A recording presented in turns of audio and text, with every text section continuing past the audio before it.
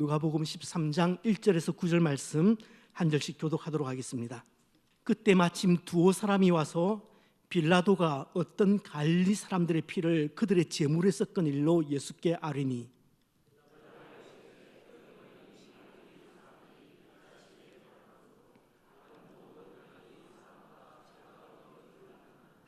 너희에게 이르노니 아니라 너희도 만일 회개하지 아니하면 다 이와 같이 망하리라.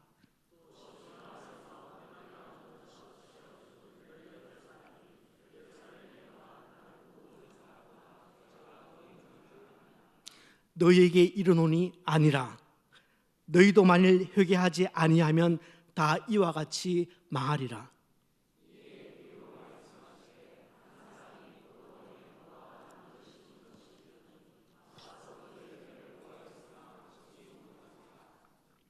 포도원지기에게 이르되 내가 3년을 와서 이 무화과 나무에서 열매를 구하되 얻지 못하니 찍어버리라. 어찌 땅만 버리게 하겠느냐.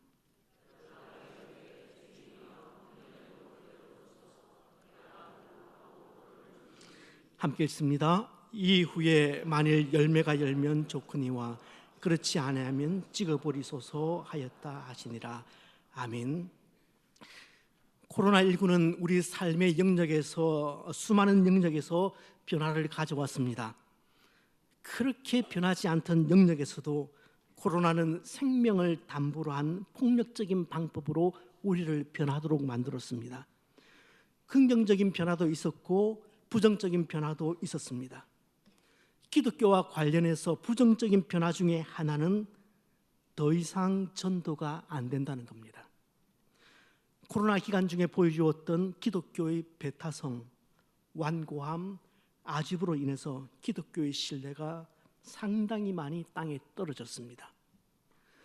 코로나의 상처가 채 가시지도 않았는데 탄핵 정국 시대 속에서 기독교가 보여주고 있는 모습으로 인해서 불신자들은 기독교에 대해서 질렸다고 말들 합니다. 기독교에 관한 기사가 실리면은 포털 기사에 달린 그 댓글은 정말 살인적인 표현으로 가득합니다. 그러니 마음 약하신 분들은 절대 댓글 읽지 마십시오. 하등의 유익이 없습니다. 코로나와 이 탄핵 전국에 교회가 이렇게 강력하게 의사표현을 하는 것을 보면서 오히려 전도의 문이 열렸다고 말하는 목회자도 있습니다. 기독교가 올바른 진리를 보여주고 수호하고 있다는 겁니다.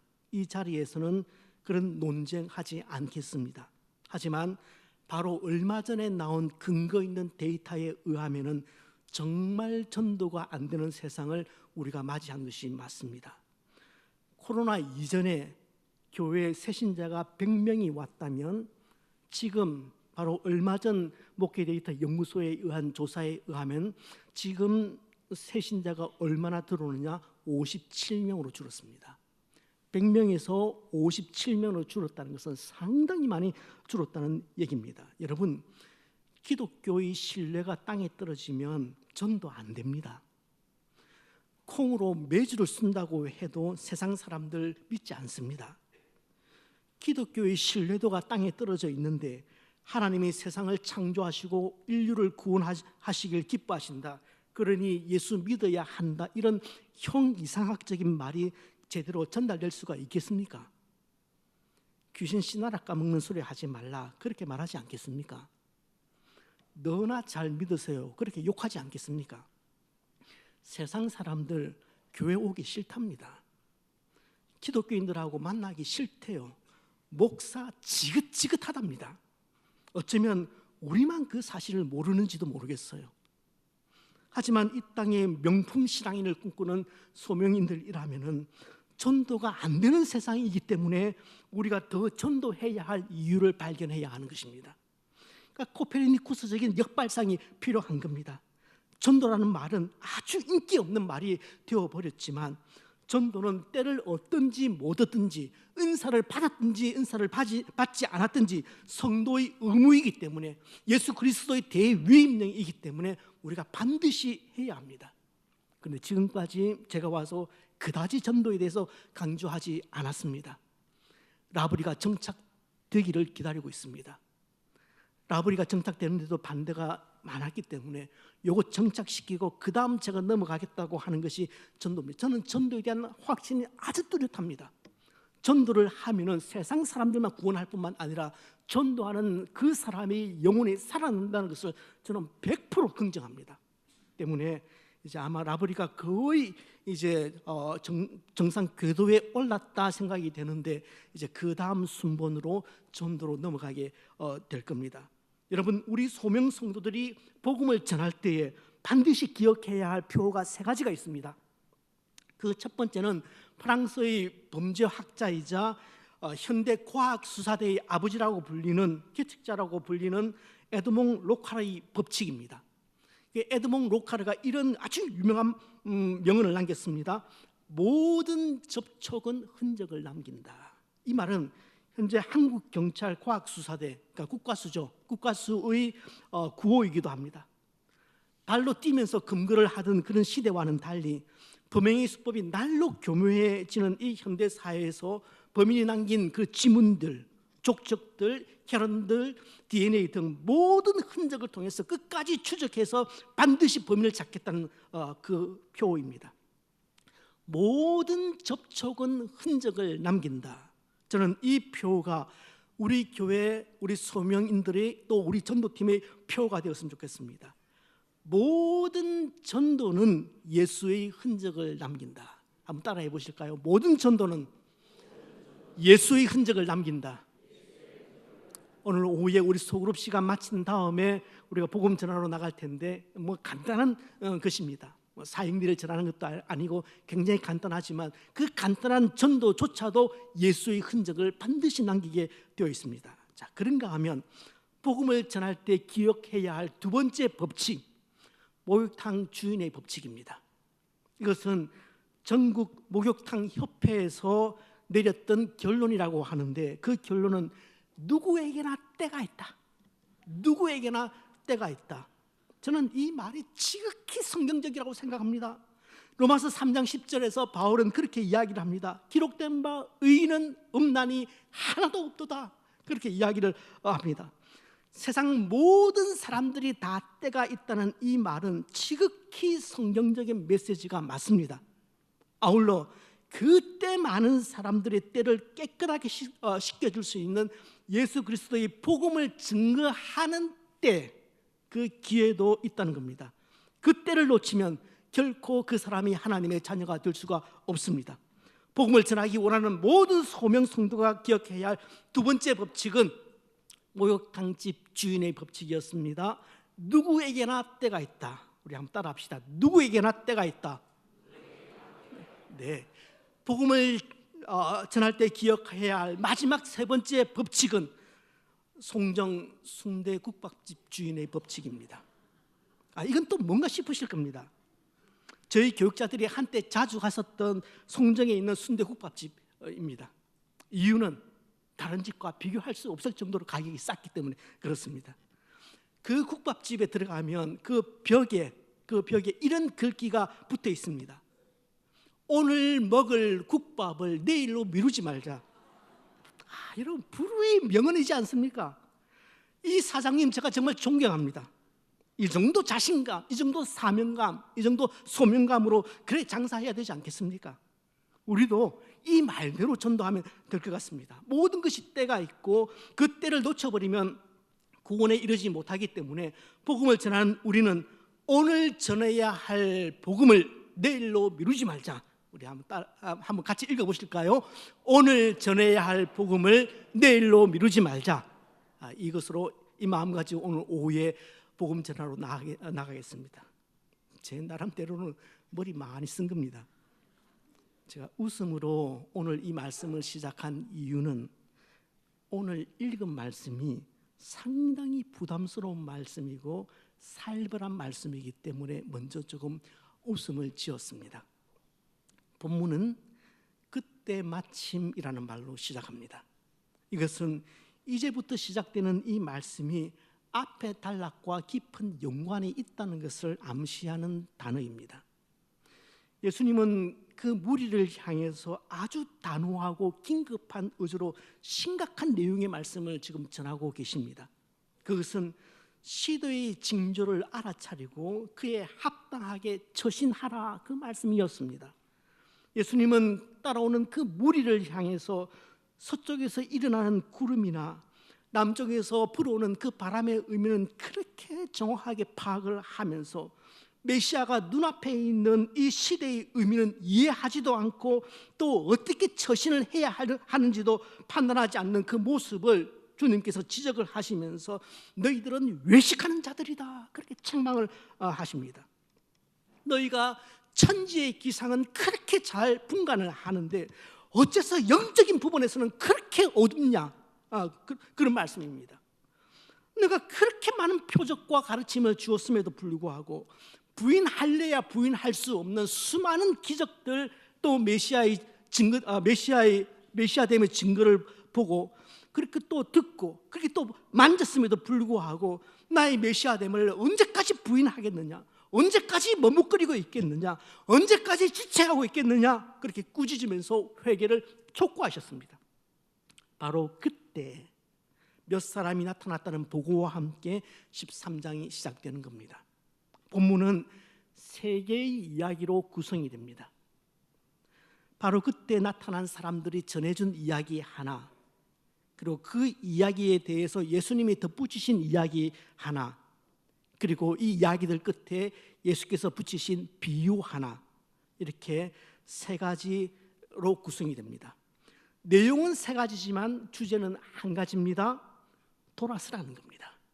그러니까 본문을 한마디로 말하자면 너 파멸로 가지 않으려면 돌아서라, 회개하라, 그 메시지입니다.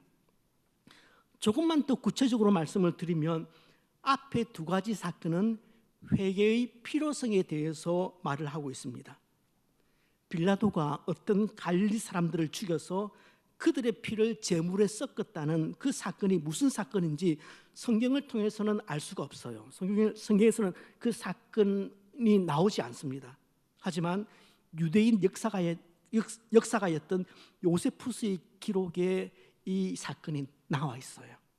그 요세푸스의 기록에 의하면은 빌라도는 그 예루살렘에서 한 30km 정도 떨어져 있는 그 셈에서 예루살렘까지 이 깨끗한 물, 신선한 물, 그 차가운 물을 끌어들일 수 있는 수로교를 만들려고 했습니다. 그런데 이게 원체 거대한 사업이잖아요. 재정이 많이 들어가지 않습니까? 그래서 빌라도는 이 재정을 어디서 마련할까 그렇게 고민하다가 예루살렘 성전에 유대인들이 바친 그 헌금을 끌어다 쓰려고 그렇게 기획을 한 겁니다. 이걸 알았어요, 유대인들이. 그래서 이것에 대해서 강렬하게 반대하던 그 유대인들이 유월절 날을 거사의 날로 잡았습니다. 드디어 유월절 날이 되자 그들이 예루살렘으로 그 유대인들이 모여들기 시작했습니다. 이때 빌라도라는 사람이 수완이 대단히 좋은 사람입니다. 굉장히 이제 잔머리가 잘 돌아가는 그런 전형적인 사람인데 이 빌라도는 군사들을 유대인 복장으로 환복을 시킵니다. 해서 누가 지금 이 소란의 그 주동자인지를 파악하고 난 뒤에 감춰두었던 몽둥이를 꺼내어서 그 수많은 유대인들, 특별히 그 가운데 열심당원들이죠, 그 사람들을 때려서 죽였습니다. 그래서 예루살렘에 제사를 드리러 온 사람까지 합해서 수많은 사람들이 그때 사망을 합니다. 그걸 보고서 많은 바리새인들이 죽은 이들, 자기 동족들이잖아요, 유대인들이지 않습니까? 그 유대인들을 동정하기는커녕 그들이 지은 죄 때문에 죄값으로 벌받았다, 그렇게 말하기 시작하는 겁니다. 그 다음 실로암 망대가 넘어져서 지나가던 행인 18명이 거기에 깔려 죽습니다. 일종의 삼풍백화점 사건이죠. 그래서 사람들은 다시 생각합니다. 아니, 무슨 죄를 그렇게 많이 지어서 망대에 깔려 죽었을까?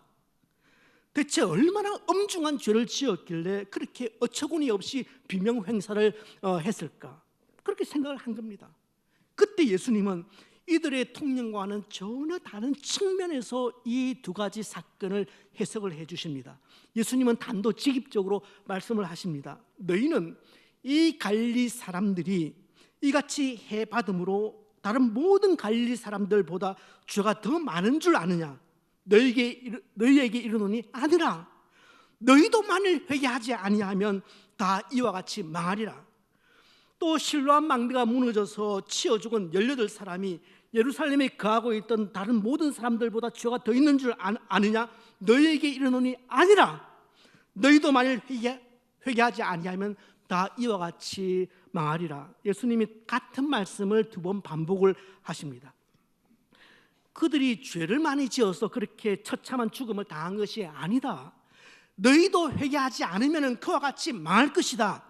여러분, 재난과 사고는 우리가 범한 죄의 유무를 가리는 척도가 아닙니다. 어떤 사람이 자동차 사고를 당했다면, 그렇게 사고로 사망을 했다면, 죽은 사람이 자동차 사고를 당하지 않은 우리보다 죄가 많아서 그 일을 당했다, 그렇게 생각하는 것은 그건 예수님 생각이 아닙니다. 그건 옳지 않은 생각입니다. 인도네시아에 그 일본의 거대한 쓰나미가 그렇게 발생해서 엄청난 사람이 죽지 않았습니까? 그때, 그리고 이번에 우리 경북 지역에서 발생한 이 산불 때문에 수많은 사람들이 또 목숨을 잃었습니다. 막대한 재산 피해를 보게 되었는데, 그와 같은 재난을 당한 이유는 그곳에 살던 사람들이, 그 경북 지방에 살던 사람들이 우리보다 죄가 많기 때문에, 우리보다 우상 숭배를 훨씬 많이 하는 그런 도시이기 때문에, 그 때문에 산불이 난 게 아니라는 겁니다. 하나님 보시기에 그나마 해운대 사람들은 좀 괜찮은 편이어서 동해안에 지금 쓰나미를 일으키지 않으신 것이 아닙니다. 장산이나 달맞이 뒷산에 화마가 덮치지 않았던 이유도 우리가 더 그들보다 경건했기 때문이 아닙니다. 만일 그렇게 생각한다면 진짜 주제 파악 못하는 얘기라는 겁니다. 예수님 생각은 아주 분명하셨습니다. 고난이 많은 사람은 죄가 많아서 그렇고, 고난이 없는 우리는 죄가 별로 없어서 고난을 받지 않는다는 그 생각, 틀렸다는 겁니다. 하나님이 당장 우리를 심판하지 않으시는 이유는 우리가 의로워서가 아닙니다. 우리가 하는 짓을 하나님이 모르시기 때문도 아닙니다. 그냥 봐주시는 것도 아닙니다. 기다려주시기 때문입니다. 기다려주시기 때문입니다. 우리가 멸망당하는 것을 원치 않으시기 때문에 회개할 때까지, 돌아설 때까지 하나님이 가슴을 치면서 기다리고 계시는 것입니다. 성도 여러분, 신앙인들은, 우리 소명인들은 절대 남의 고난을 보면서 그들을 판단하고 정죄해서는 안 됩니다. 누가 눈이 아프면은 못 볼 것을 봤나 보지 뭐. 다리가 아프면은 못 갈 데를 갔나 보지 뭐. 경제적으로 파산이 나면은 헌금생활 잘 안 했나 보네. 여러분, 그렇게 생각하는 것은 2000년 전에 유대인들의 사고방식과 똑같은 것이고, 그것은 인과응보를 말하는 불교 사상입니다. 선한 사람도 얼마든지 고난받습니다. 사도 바울도 죽도록 고생했고, 주기철 목사님도, 본해퍼 목사님도 죽을 만큼 고문을 당했고, 그 여파로 순교를 당했습니다. 예수님은 십자가 위에서 죽기까지 고난을 당하셨습니다. 타인의 고난을 볼 때마다 가장 먼저 취할 자세는 정죄가 아니라 빨리 옷깃을 여미고 나를 돌아보는 것입니다. 나는 어떤가?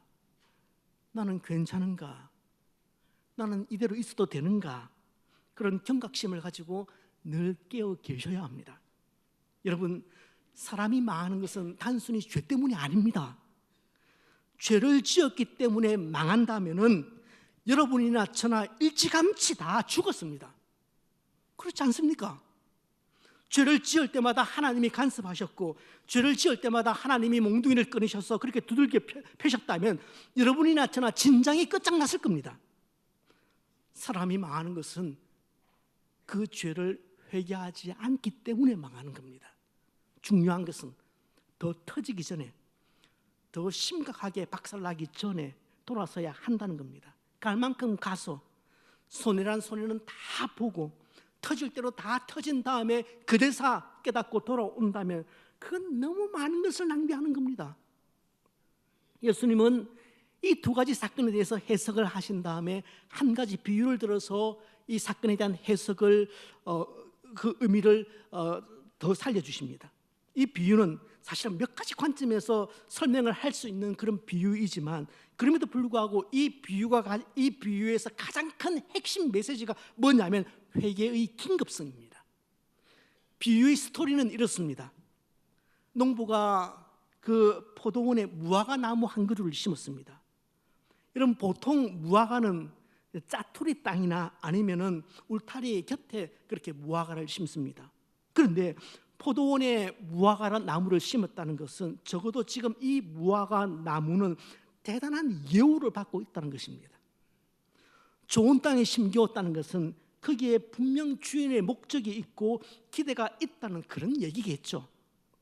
그렇지 않은 다음에야 남은 짜투리 땅이나 울타리에 심겨질 무화과 나무가 포도원에 심겨질 이유는 하등의 이유가 없는 겁니다.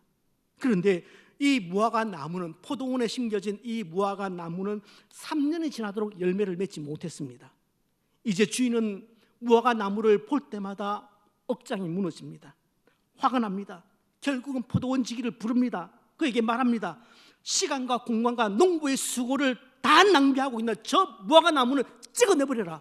그렇게 주님께서 말씀하십니다. 그때 포도원지기가 그 주인에게 말합니다. 주인이여, 금년 한 해만 더 기다리소서. 제가 두릅하고 그름을 줄이니 이후에 실과가 열리면 이오니와, 그렇지 않으면 그때 찍어버리소서. 주인 어른, 제가 물 주고 다시 다듬어서 어떻게든 열매를 맺게 한번 해볼 테니까 제발 1년만 더 기다려 주십시오. 만약에 그래도 안 되면은 정말 1년 후에는 찍어내 버리십시오. 한 해만 더, 한 번만 더 그렇게 요청하는 포도원지기의 간절함은 사실은 인류 구원을 향한 주님의 간절함이었습니다. 여기에 누구도 부인할 수 없는 두 가지 사실이 있습니다. 첫째 사실은 열매 맺지 않는 무화과 나무의 유예 기간은 1년이라는 것입니다. 그러니까 1년밖에 남지 않았다는 말입니다.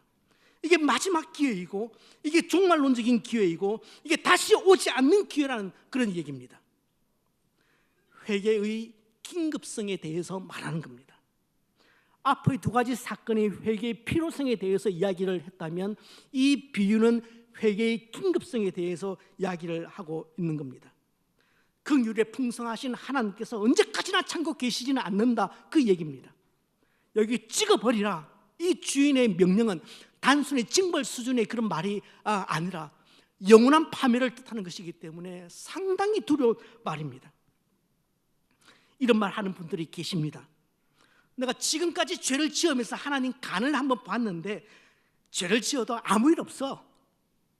나쁜 짓을 해도 내 마음이 조금 죄송스러울 뿐이지 별일 없어. 시편 기자가 가소롭다는 듯이 말할 겁니다.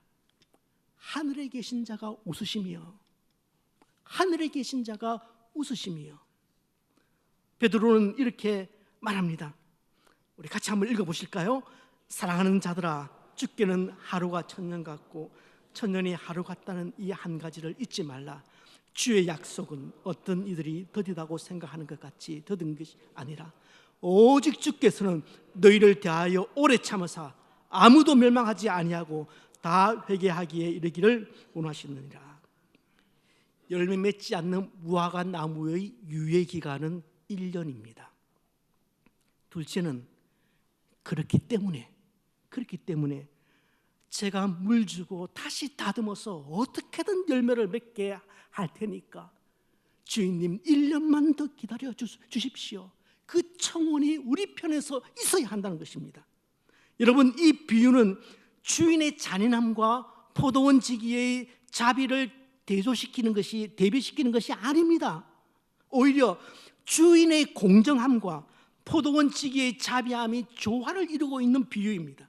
그렇다면 이 비유 속에 등장하는 포도원지기는 과연 누구일까요?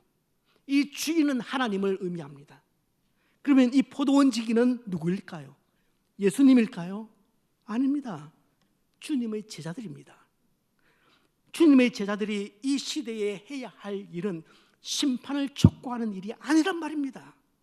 이 망할 세상, 이 타락한 부산 다 무너져 버려라, 그렇게 말해서는 안 됩니다. 대신에 주인이요, 금년 한 해만 더 기다리소서. 제가 두릅하고 걸음을 줄이니 이후에 실과가 열면 그냥 두시고 그렇지 않으면 그때 찍어버리소서. 주인님, 제가 물 주고 다시 다듬어서 어떻게든 열매를 한번 맺게 해볼 테니까 한 해만 더, 한 번만 더 유보해 주십시오. 한 번만 더 기회를 주십시오. 염치에 불문하고 그 요청을 올리는 것이 제자의 자세이고 소명인들의 자세란 말입니다. 이것이 세상을 대하는 교회의 자세이기도 합니다. 저는 이것이 세상의 타락을 바라보는 의인들의 자세라고 생각합니다. 이 세상의 죄악을 바라보는 소명인들의 자세가 이러해야 한다고 믿습니다. 주님, 어서 재림하셔서 저 꼴보기도 싫은 저 인간들 싹 쓸어가 주십시오. 더 이상 한심해서 못 보겠습니다. 그런 탄식은 제자의 기도, 소명인들의 기도가 아닙니다. 주님께서 저와 여러분에게 나타나셔서 부산이, 특별히 이 해운대구가 너무 타락해서 불로 태워버려야 되겠다, 그렇게 말씀하신다면 주님께서 기쁨으로 그 말씀하시는 것이 아니라 어쩔 수 없이 택하신 마지막 결정임을 우리가 알아야 합니다. 마지막으로 주님께서 카드를 꺼내시는구나, 그걸 우리가 알아야 합니다. 때문에 주님 잘 생각하셨습니다. 제가 보기에도 부산 틀렸습니다. 특히 해운대구 이대로 놔두시면 안 됩니다. 이제는 따끔한 맛을 좀 보여주셔야 됩니다. 그럼 제 가족과 저와 제 가족은 어디로 피신하면 되겠습니까? 이런 말은 결단코 주인의 마음을 기쁘시게 하는 말이 아닙니다. 의인은 매달려야 합니다. 제자들은 또 한 번 청혼을 해야 합니다. 그리 마시옵소서. 주님, 제가 있고 소명교회 성도들이 있지 않습니까? 하나님을 사랑하며 의롭게 살기를 열망하는 성도들이 여기 있지 않습니까? 하오니 조금만 더 참으소서. 한 해만 더 참아주십시오. 우리가 다시 한번 두릅하고 걸음을 주겠습니다. 우리가 다시 한번 복음을 전해보겠습니다. 그래도 실과를 맺지 않으면 그때 멸하십시오. 그렇게 간구해야 한단 말입니다. 소위 신앙이 좋다는 사람일수록 하나님의 심판이 마치 하나님의 공의를 드러내는 것처럼 그렇게 생각하고 세상의 멸망을 기다립니다. 이 미쳐 돌아가는 세상을 그냥 불로 멸하시길, 심판하시길 기대합니다. 그래서 마치 우리 하나님은 이 세상을 심판할 기회를 찾지 못해서 안달거리시는 그런 분인 것처럼 그렇게 하나님을 묘사합니다. 아닙니다. 결단코 아닙니다. 이는 주님의 마음을, 그 주님의 속마음을 몰라도 너무 모르는 처사입니다. 주님은 방금 읽은 그 베드로의 말씀처럼 모든 인류가 다 구원받기를 원하십니다. 주님은 당신께서 재림하시는 그날 저주를 받을 사람은 단 한 사람도 없고 모두 다 구원을 누리시기를 원하십니다. 때문에 죄 많은 이 세상은 내 집 아니네, 그 찬송 부르면서 세상을 등진 채 이 세상에 망할 날만을 고대하기에는 아직도 복음을 듣고 예수님을 만날 수 있는 가능성이 있는 사람들이 우리 주위에 너무 많이 있단 말입니다. 아무리 전도가 어렵다고 할지라도 아직도 우리가 복음을 전하면 그들이 복음을 듣고 예수를 영접할 가능성이 있는 사람들이 아직은 많이 있단 말입니다. 때문에 주님, 아직은 안 됩니다. 주님, 아직은 안 됩니다. 조금만 더 기다리소서. 그 뜨거운 기도가 바로 제자들의 기도, 우리 소명인들의 기도여야 한다는 얘기입니다. 제가 여기 있고 우리 소명인들이 여기 있으니까 주님, 한 번만 더 기회를 주십시오. 한 번만 더 기회를 주시고 한 해만 더 기다려 주십시오. 이것이 소명 전도자들의 기도여야 합니다. 때문에 사랑하는 성도 여러분, 절대 포기해서는 안 됩니다. 누가복음 15장 2장만 뒤로 가면은 복음 전파와 관련된 세 가지 유명한 비유가 나옵니다. 원체 유명해서 다들 아실 겁니다. 그 비유장에서 목자는 잃어버린 양을 기어코 되찾을 때까지 끝내 포기하지 않습니다. 여인은 잃은 드라크마 그 동전을 다시 제 손에 확보할 때까지 포기하지 않고 찾고 또 찾습니다. 아버지는 집 나간 아들이 돌아올 때까지 포기하지 않고 오늘도 마을 어귀가 바라 보이는 곳에 서서 아들을 기다리고 계십니다. 하나님께서 우리를 찾으신 것도 이와 동일하지 않겠습니까? 하나님께서 우리에게 몇 번이나 그렇게 두드리셨습니다. 몇 번이나 사인을 보냈습니다. 어떤 때는 친구를 통해서 교회 한번 가자, 어떤 때는 직장 동료를 통해서 예수 믿자. 그래도 마음 꼭 닫아 걸고 있었던 우리 가운데 어떤 성도님들을 만약에 하나님이 포기하셨다면 우리 가운데 어떤 분들은 지금 이 자리에 앉아 계시지 않을 겁니다. 결코 포기하지 않으시는 그 하나님의 열심과 그 끈기 때문에 우리가 이 자리에 앉아 있는 것이고, 그 누군가가, 그 어떤 사람이 마지막까지 소망을 포기하지 않고 나를 위해서 기도하며 나를 인도해 주었기 때문에 내가 이 자리에서 하나님을 뜨겁게 찬양하며 그분을 아버지라고 부르면서 예배하고 있는 것입니다. 그리고 보면 우리 누군가의 끈기에 다 비치고 있는 사람들입니다.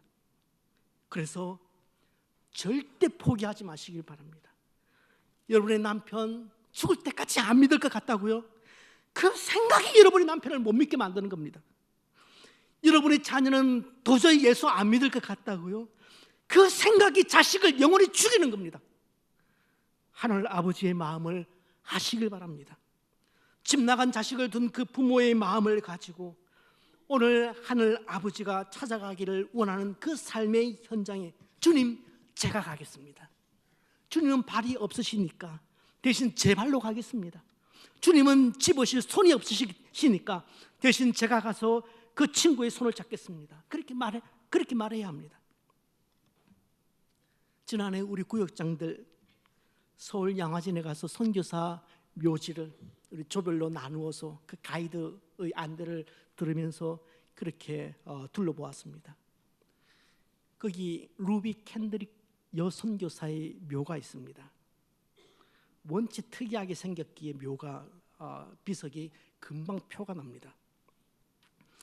캔드릭 선교사는 조선의 복음을 전하기 위해서 1907년 9월에 이 땅을 밟았습니다. 그녀는 송도, 지금 말하면 개성이죠. 그 송도에서 교사로 복음 사역을 시작합니다. 매사에 헌신적이었기 때문에 많은 한국인들의 사랑을 받았습니다. 그런데 바로 그 다음에 1908년에 급성 맹장염에 걸립니다. 서울 세브란스로 옮겼지만 제때 치료를 받지 못한 까닭으로 인간적으로 말하면 너무 허무하게 1908년에 하나님의 부름을 받습니다. 그때 나이가 25이었습니다. 아직 본격적으로 사역을 시작한 것도 아니었습니다. 이제 한글 배우면서 그 교사로서 그렇게 이제 조금 이제 사역을 하고 있는데, 하지만 그녀의 죽음이 가져온 파급 효과가 엄청났습니다. 그녀는 자신의 죽음을 앞두고 자신을 파송한 그 텍사스 청년회 단체에 이런 편지를 보냈습니다. 만일 내가 죽으면 텍사스 청년 회원들에게 10명씩, 20명씩, 50명씩 아침 저녁으로 조선에 나오라고 전해 주십시오. 그리고 그 뒤에 이어진 구절은 이 루비 캔드릭 선교사의 묘비 그 비석에 새겨진 문장인데요, 원체 아주 유명한 말이 나옵니다. 만약 나에게 줄 수 있는 1000개의 생명이 있다면 나는 이 1000개의 생명을 모두 조선을 위해 바치겠습니다.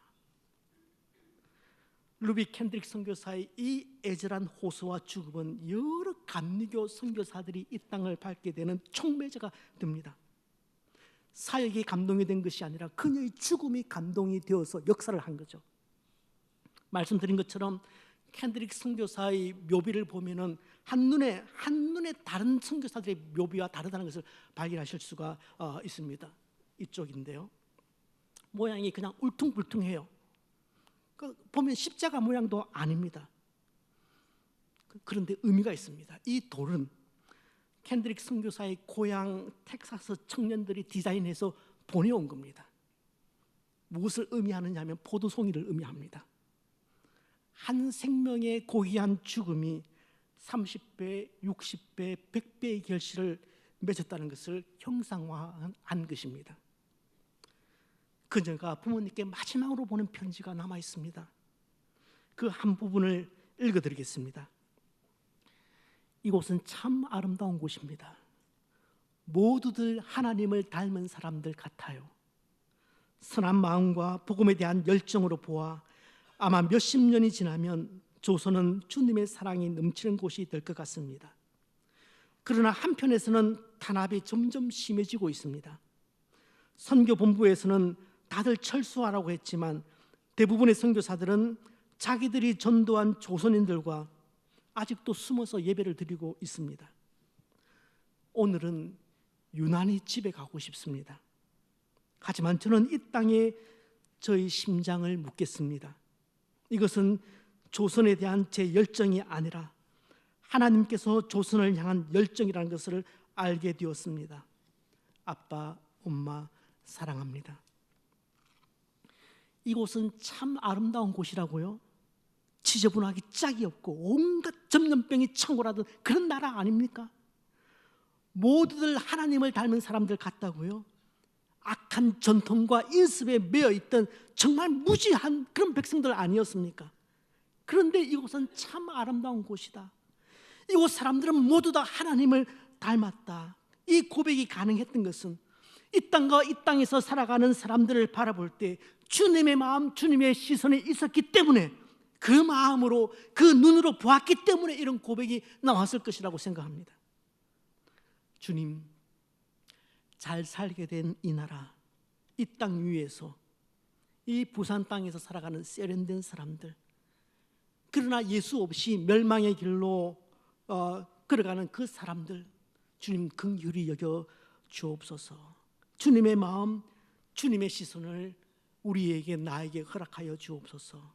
그 마음, 그 시선을 가지고 오늘 오후에는 거리로 나가겠습니다. 3주차 핵심 주제어는 전도였습니다.